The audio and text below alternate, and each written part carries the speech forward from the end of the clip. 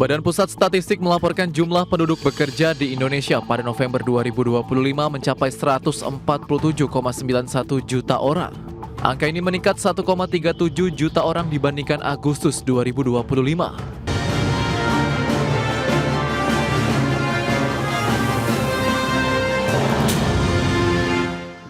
Ya, pemirsa, Badan Pusat Statistik melaporkan jumlah penduduk bekerja di Indonesia pada November 2025 meningkat 1,37 juta orang dibandingkan dengan Agustus 2025. Serapan tenaga kerja ini didominasi oleh sektor akomodasi serta makanan dan minuman yang mencatat kenaikan tenaga kerja tertinggi. Badan Pusat Statistik melaporkan jumlah penduduk bekerja di Indonesia pada November 2025 mencapai 147,91 juta orang. Angka ini meningkat 1,37 juta orang dibandingkan Agustus 2025. Peningkatan jumlah penduduk bekerja ini berdampak pada penurunan tingkat pengangguran terbuka sebesar 0,11%. Tren positif serapan tenaga kerja ini didominasi sektor akomodasi serta makanan dan minuman yang mencatat kenaikan tenaga kerja tertinggi yakni sebesar 381.000 orang dalam kurun waktu 3 bulan. Disusul industri pengolahan yang menyerap 196.000 orang dan sektor perdagangan dengan 168.000 orang baru. Meskipun sektor jasa modern berkembang, sektor pertanian tetap menjadi penyerap tenaga kerja terbesar di Indonesia. Hampir seluruh lapangan usaha mengalami peningkatan jumlah tenaga kerja, kecuali aktivitas jasa lainnya dan pengadaan listrik dan gas. 3 lapangan usaha yang menyerap tenaga kerja terbanyak adalah sektor pertanian, perdagangan, dan industri pengolahan. BPS mencatat kualitas penyerapan tenaga kerja juga menunjukkan perbaikan signifikan. Dari sisi status pekerjaan, mayoritas penduduk bekerja atau sekitar 38,81% berstatus sebagai buruh, karyawan, atau pegawai. Kelompok ini menjadi motor penggerak utama dengan penambahan sekitar 625.000 orang. Jakarta, Tim Liputan IDX Channel.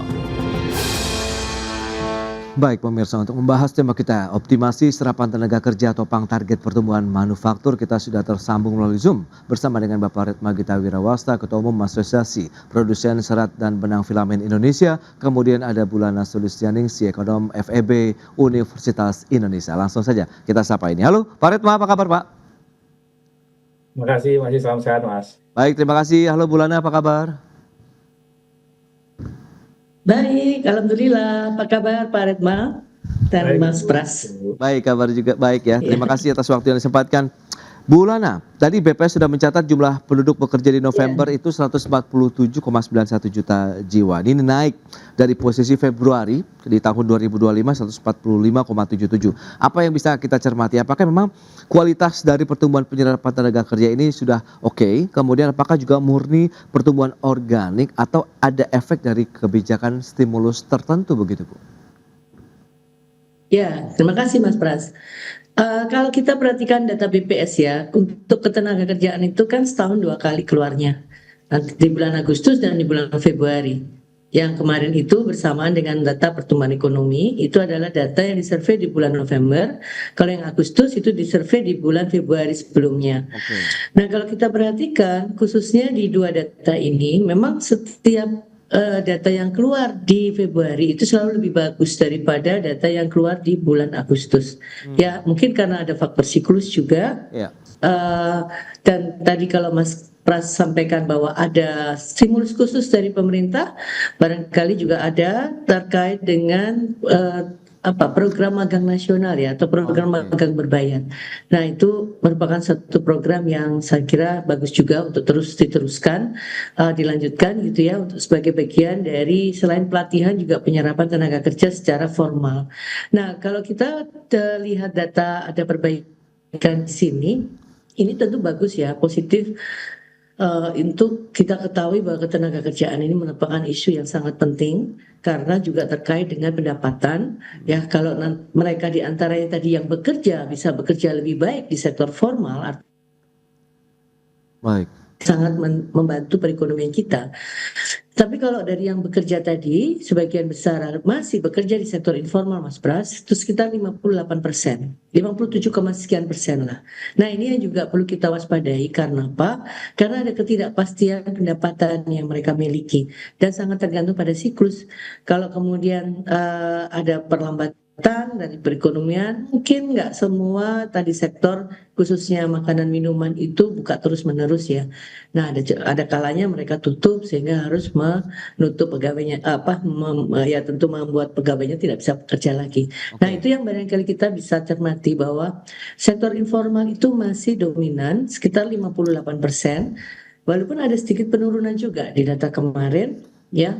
Nah, kita ketahui sektor informal itu tadi ya ada kerentanan, ketidakpastian dan ya rawan lah ya terkait dengan Oke. stabilitas dari pendapatannya.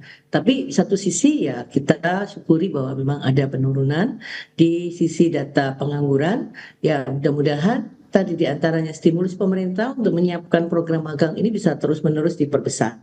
Nah, Oke. terakhir juga kan Presiden juga bertemu dengan para pengusaha besar ya kemarin ini. Oke. Mungkin hari ini juga diliput oleh koran. Ini merupakan satu concern pemerintah terhadap pengusaha untuk bisa ikut menciptakan lapangan kerja. Ini saya kira satu upaya persuasif yang sangat positif ya. Mudah-mudahan Baik. pelaku usaha ini juga bisa gitu merespon positif dari harapan Presiden Prabowo untuk bisa menambah lapangan kerja.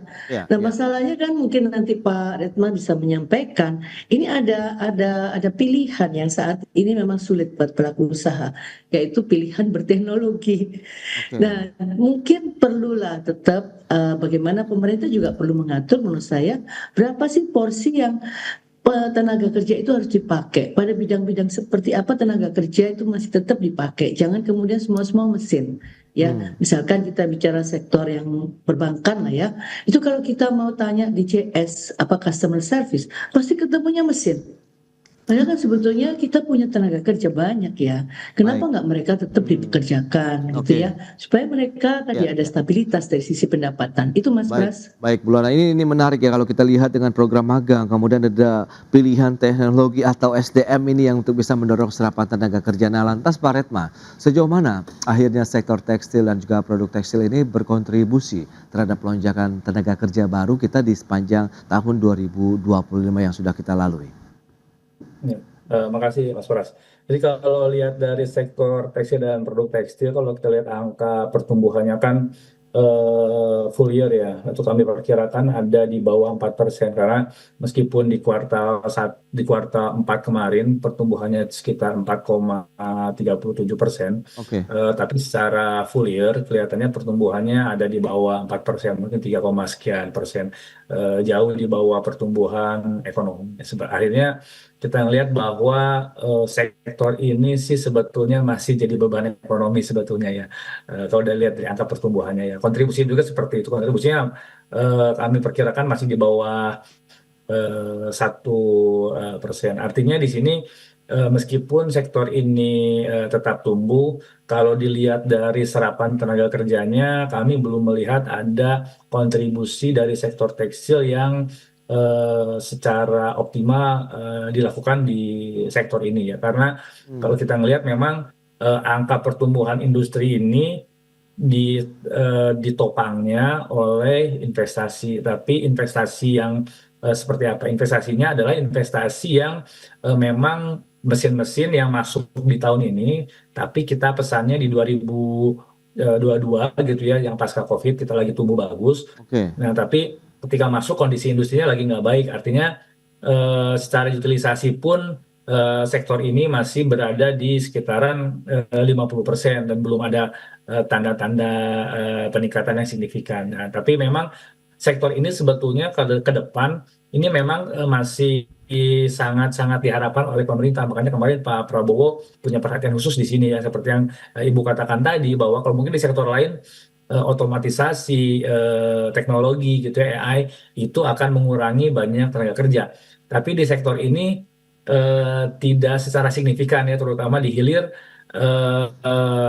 tidak banyak lonjakan teknologi, meskipun itu pakai AI atau pakai otomasi ya, yang mengurangi banyak pekerja ya. Begitupun juga di sektor hulu maupun di sektor midstream ya. Memang ada otomatisasi yang lebih masif, tapi tidak mengurangi pekerja secara signifikan. Ya, berarti lebih karena demand-nya ya, marketnya sendiri ya, Pak Redma, yang membuat industri ini masih Betul, bertahan di utilisasi 50% begitu, Pak Redma?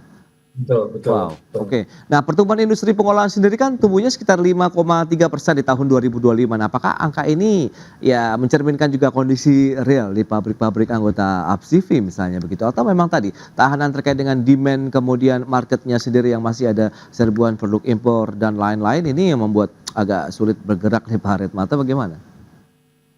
Iya, kalau kita ngelihat dari pertumbuhan industri manufakturnya kan ada di bawah pertumbuhan ekonomi ya. Jadi artinya sebetulnya harusnya didorong lebih baik lagi gitu ya. Karena industri sektor manufaktur ini selain mengambil devisa, terus jadi sumber utama pajak, yang paling penting adalah sumber utama untuk menyerap tenaga kerja gitu ya. Kalau kita ngelihat pertumbuhannya di bawah pertumbuhan ekonomi, saya kira ini jadi, meskipun dari sisi tenaga kerja ada penyerapan yang lebih baik, ini Ya. menjadi warning sebetulnya. Dan kalau kita ngelihat kontribusi terhadap PDB, kami perkirakan masih sekitar 19, sekian persen. Itu jauh dari target, karena di awal tahun Pak Prabowo kan pernah men-challenge gitu supaya industri manufaktur itu kontribusinya sekitar 20,28% gitu. Tapi kalau sekarang masih dalam posisi 19%, artinya masih ada hal yang harus kita lakukan lebih baik lagi di tahun depan. Oke, itu dia beberapa poin yang perlu dilakukan begitu. Tapi kita lihat juga banyak terserap di sektor manufaktur, ada 147,91 juta orang begitu. Apakah ini melihat ada pergeseran dari sisi masyarakat begitu ya, bekerja dari informal ke formal? Kita akan bahas nanti di segmen berikutnya. Bu Lana dan Pak Redma, kita akan jeda dulu sebentar. Dan pemirsa, kami akan segera kembali usai pariwara berikut ini. Ya, Anda masih menyaksikan Market Review pemirsa, dan berikut ini kami akan sampaikan sejumlah data. Kita akan cermati seperti apa sih tingkat partisipasi angkatan kerja. Ya, seperti yang bisa Anda saksikan di layar televisi Anda, ini dia bagaimana dengan tingkat partisipasi angkatan kerja dari tahun 2024 di bulan Februari sekitar 69,8%, kemudian Agustus 2024 naik 70,63%, kemudian di Februari turun tipis saja 70,6%, dan di Agustus masih bertahan di level 70-an. Di bulan November 2025 ada peningkatan sedikit menjadi 70,95% untuk tingkat partisipasinya. Dan bagaimana dengan sektor penyerap tenaga kerja? Ini dia yang paling banyak ada di sektor mana? Ini dia, ada pertanian. Ini data per November 2025, pertanian menyerap sekitar 27,99%, kemudian perdagangan 18,67%, ada industri pengolahan 13,86%. Itu dia. Dan selanjutnya kita akan lihat data bagaimana dengan pertumbuhan industri manufakturnya. Tahun 2021 3,39%, kemudian tahun 2022 meningkat menjadi 5,01%, 2023 turun lagi menjadi 4,64%, tapi kita lihat trennya setelah tahun 2023 sampai dengan proyeksi di tahun 2026 ini diharapkan tumbuh sampai dengan 5,51%. Itu dia untuk pertumbuhan industri manufaktur, dan kita akan lanjutkan kembali perbincangan bersama dengan Bapak Redma Gita Wirawasta, kemudian Ibu Lana Sulistianingsih. Ya, itu dia dengan beberapa data tadi yang sudah disampaikan. Nah, lantas bagaimana Bu Lana, Anda melihat begitu? Apakah memang benar ada pergeseran saat ini begitu dari pekerja yang informal masuk ke formal, atau Anda tadi yang sudah sampaikan karena ada program magang nasional begitu yang membuat akhirnya jumlah pekerja yang masuk meskipun secara magang begitu di industri-industri di Indonesia ini cukup banyak begitu, Bu Lana? Ya, masih di mute, Bu. Ya. Ya, baik Mas Pras. Tadi menarik ya. Saya pikir bagus juga itu kalau memang ada peningkatan di sektor manufaktur ya. Kita ketahui kan memang banyak investasi baru juga ya Mas Pras, khususnya sektor otomotif yang berasal dari Cina. Itu memang mereka merelokasi juga tuh beberapa pabriknya yang sebelumnya ada di negara lain tuh sekarang ke Indonesia. Ya tentunya dengan adanya investasi baru itu kan membuat ada permintaan atas tenaga kerja ya. Jadi tenaga kerja yang masuk di sektor manufaktur jadi meningkat. Itu juga yang menjadi bagian dari peningkatan serapan tenaga kerja di sektor manufaktur. Kalau di Oke. sektor perkebunan memang pertanian memang selalu ya, terutamanya dari sisi perkebunan. Nah, bagus juga artinya pemerintah perlulah terus mengundang investasi-investasi baru yang terutama masih menumbuhkan tambahan tenaga kerja. Walaupun misalkan sektor otomotif itu sebagian besar sudah terotomatisasi, tapi masih tetap perlu orang lah. Kalau itu pabrik baru kan pasti perlu serapan tenaga kerja baru. Dan barangkali karena ini datanya November, ini juga persiapan dari pekerjaan di manufaktur untuk menyiapkan barang-barang kebutuhan Lebaran. Misalnya kalau di industri makanan dan minuman udah siap-siap nih bikin cookies-cookies, bikin biskuit yang nanti diperlukan di saat Lebaran. Iya. Nah itu juga menambah jumlah serapan tenaga kerja. Biasanya di beberapa sektor yang ada faktor musiman itu mereka ketika lagi nggak musim, Mas Pras, istilahnya bukan dirumahkan dalam arti di PHK penuh ya, Iya. tapi ketika nanti dibutuhkan mereka bisa diundang kembali. Nah ini kan karena sudah menjelang puasa Lebaran, persiapan dari manufaktur sudah harus siap nih di bulan-bulan Desember. Oke. Tentunya outputnya tadi ya barang-barangnya udah siap nih, misalnya biskuit, misalnya makanan minuman yang lain, sirup dan lain-lain yang diperlukan pada saat nanti Lebaran, Oke. ya. Dan tadi investasi baru.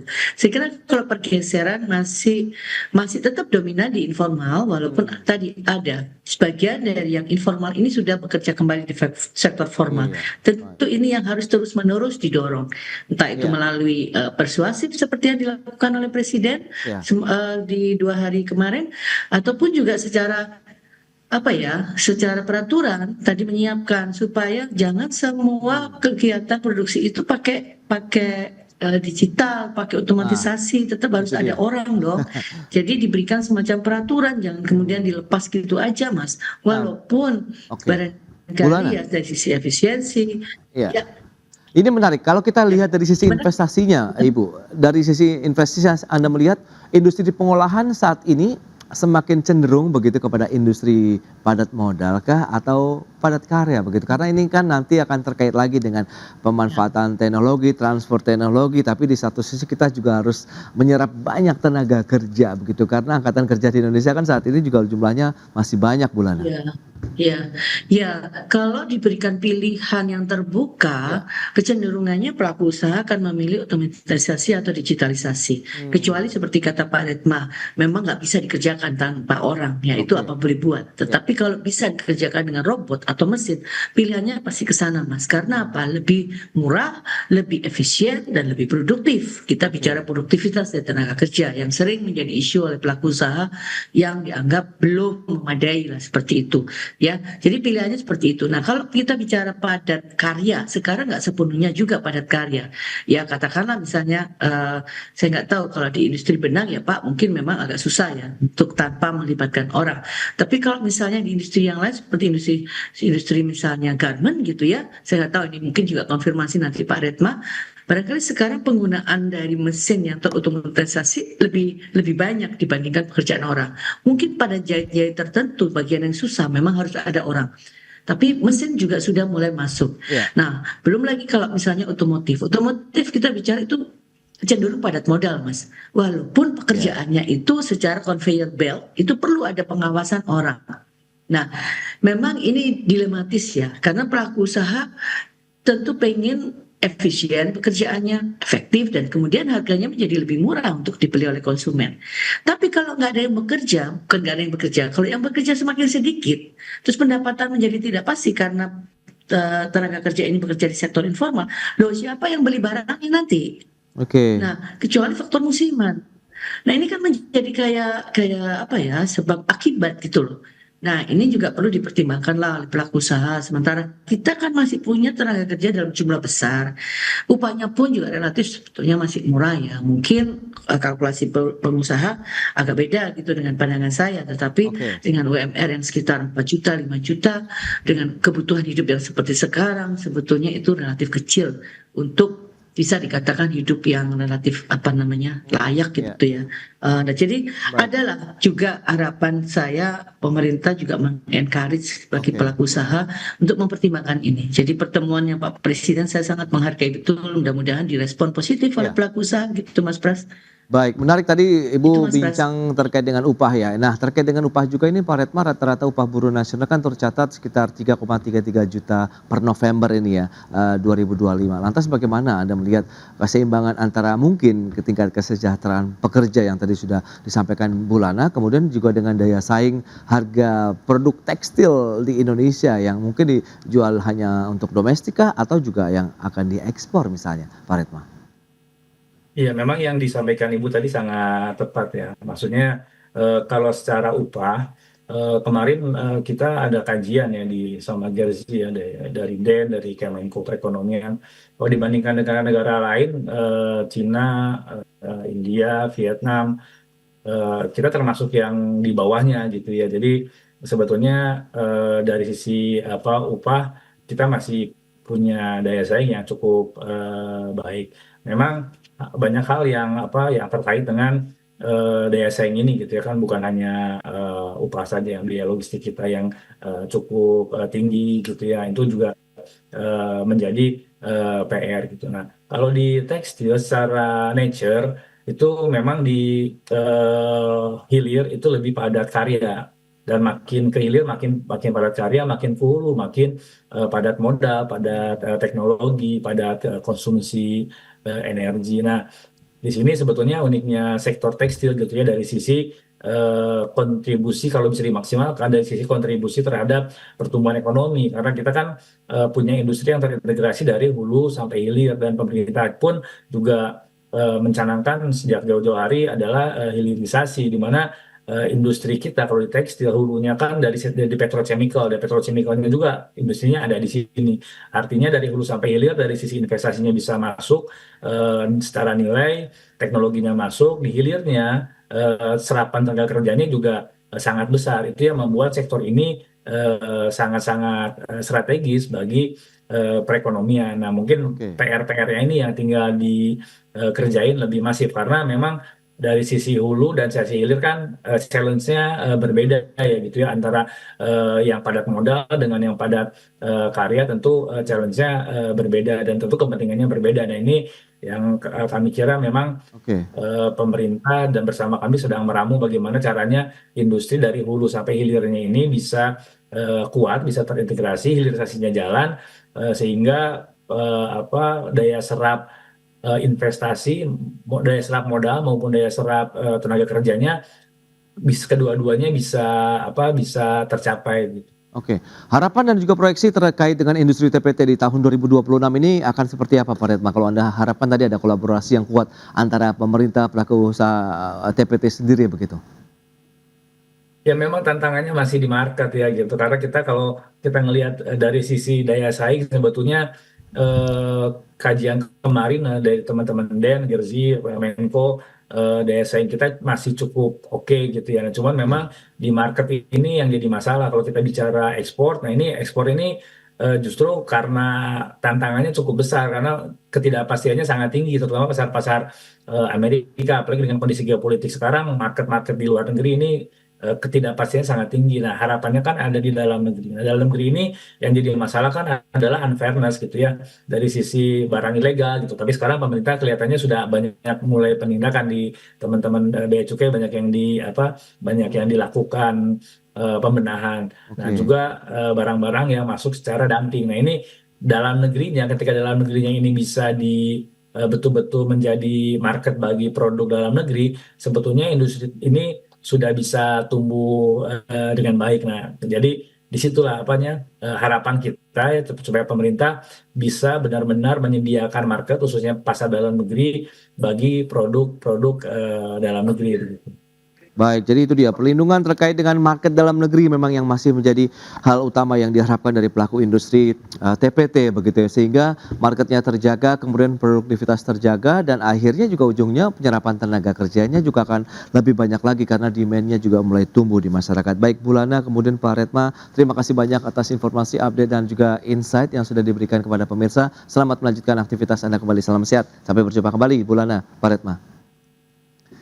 Ya, Baik terima pemirsa, kasih. 1 jam sudah saya menemani Anda dalam market review dan perbaharui terus informasi Anda hanya di IDX Channel, Your Trustworthy and Comprehensive Investment Reference. Karena urusan masa depan harus sedepan, aku investor saham. Saya Prasetyo Wibowo beserta seluruh kerabat kerja yang bertugas pamit undur diri. Terima kasih dan sampai jumpa.